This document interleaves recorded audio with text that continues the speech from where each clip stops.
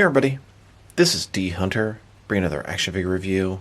Today, we're going to be looking at another custom figure. This is going to be a custom figure of Punchline. Punchline is a DC villain, a Batman rogue.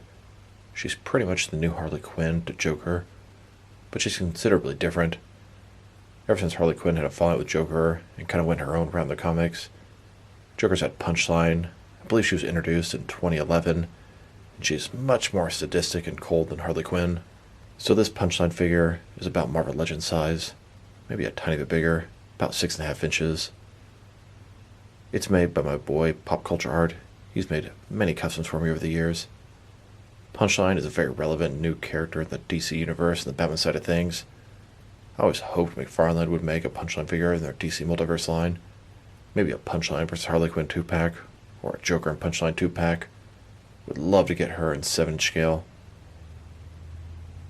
So let's take a quick look at her. Starting with her face here, she's got those signature bangs, that sort of clown makeup, red nose, rosy cheeks, long hair, a little bit of purple going through it. Going further down, her outfit's a little bit tattered up. You see some of the rips are along the purple. She's got sort of that skirt on top, it's black. Sort of X's and O's. She's got her boots here. Overall, very nice looking. Definitely captures and screams Punchline to me. So just a little bit more about Punchline. Her real name is Alexis K. She used to be a college student, and then Joker had taken a bunch of people hostage. He had Alexis at gunpoint and made her act as a newsreader and deliver his message to the citizens of Gotham. Eventually she was saved, but she became obsessed with Joker. She started a podcast with Joker. She ended up trying to get his attention and impress him, which ended up working, and here she is. Now replaced Harley Quinn as Joker's sort of main sidekick. And just a closer look at her face and head sculpt. I've had this figure for a couple years now, so it might have got a little scuffed up over the time. Still looks pretty good. This figure did come with one accessory. Simply a knife. Punchline uses a knife a lot of the time in comics. Blade is silver. Handle's a little bit of sculpting detail to it. Just a basic knife. Here's Punchline, holding that knife. Now let's check out her height. I said earlier she's about Marvel Legends size, and that's correct. She's definitely 6-inch scale. Probably should ask her for 7-inch scale, but she matches a lot of the other customs that I have. From bottom to the top of her head, standing at about 6.2 inches tall, which can translate to just under 16 centimeters. Now let's check out her articulation, or at least what's left of it. Whenever you either buy or make a custom figure, if you want to use the articulation, you always run the risk of maybe damaging the figure, chipping some paint or sculpt, etc. But it's nice when they're not perfect statues, you can at least get a little something out of them. Start with her head. Can move around pretty nicely. You can get a little bit of posing out of that. Her arms, no problem. Up and down, go outward at least a little bit. I don't want to push it too much. Waist still moves around. Ball joint, very nice. Elbow can extend, go inward. Wrist can rotate. Legs kind of move around a little bit here, outward. Obstructed by the skirt just a tiny bit. Bicep cut, seems kind of stuck. Knees, double jointed, complete articulation, no issues there. So she's not just a statue. I can get some nice poses from this custom figure. Here's an image of Punchline standing in front of Joker's base, the entrance in the alleyway, and a closer look at Punchline holding her knife, getting ready to cut someone. Now let's check her out. Next to some other action figures, starting off with some other custom figures. Here's the batch of 4 custom figures I got from Pop Culture Art this time. This batch is probably a couple of years old. I've had them for a while. Just thought maybe I'd show you guys some of the new customs I have. We have Tobias Whale, loosely based off his appearance in Beware the Batman. Then Punchline and the Joker's daughter for the modern comics. And then the Joker's daughter from the classic comics. Huge Joker-themed wave of custom figures. Except for Tobias Whale. He's just a Gotham mobster or gangster. I wanted to add these 2 figures, Punchline and a modern Joker's daughter, to my Joker gang. Makes sense in my action figure world. although typically in the comics, they're not really allies. They're usually fighting each other. And here's Punchline, with the most recent batch of custom figures I got from Pop Culture Art. I've had the Punchline and Joker's daughter stuff for a couple years now. The most recent batch consists of Squire from Batman Incorporated, Ratcatcher 2 from The Suicide Squad, and then Slipknot and Amanda Waller from Suicide Squad. I've done videos on each of these custom figures if you're curious to check them out. These are all the customs that I've gotten off of Pop Culture Art over the years.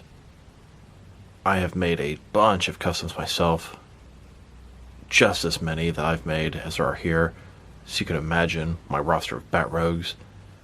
One day, I'll try to do a video on all of them, but God, that'll be quite the task.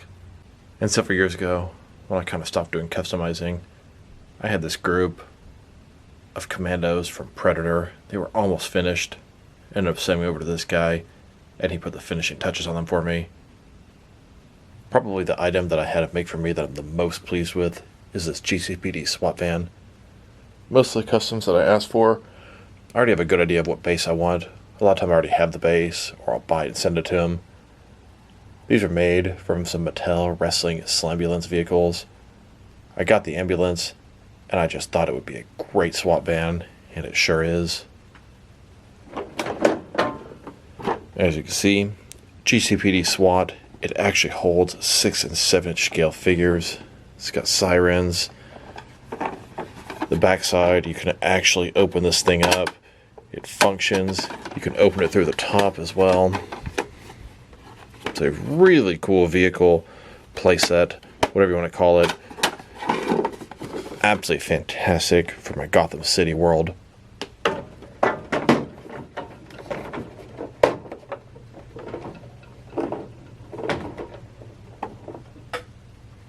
Another vehicle he made for me, which I'm really pleased with, are these camo tumblers from The Dark Knight Rises.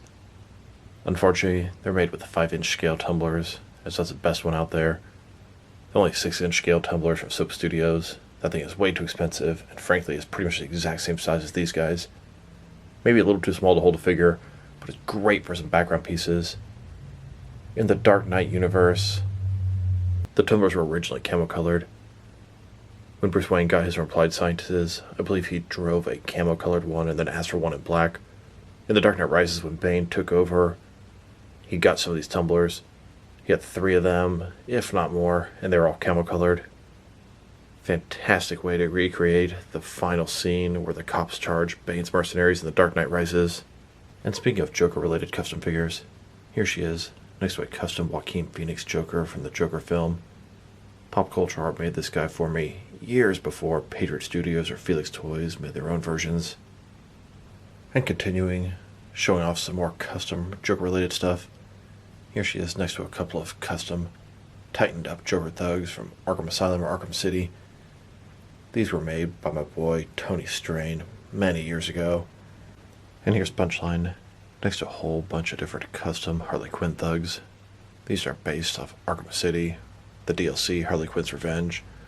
These are all customs in front of you except for Harley Quinn herself. That's an official DC Direct release.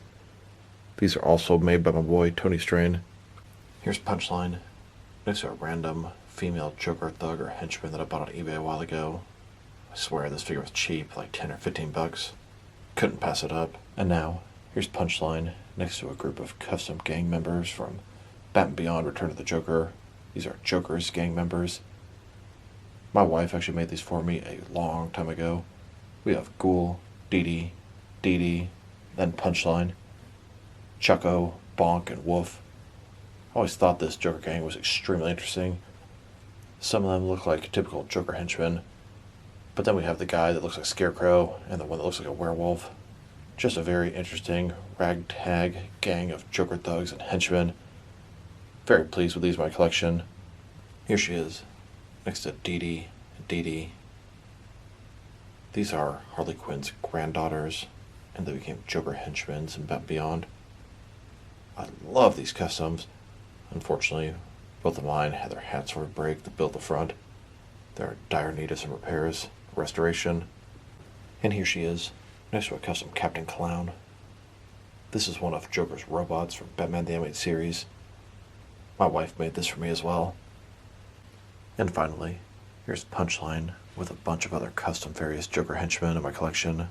These came from a wide variety of different places.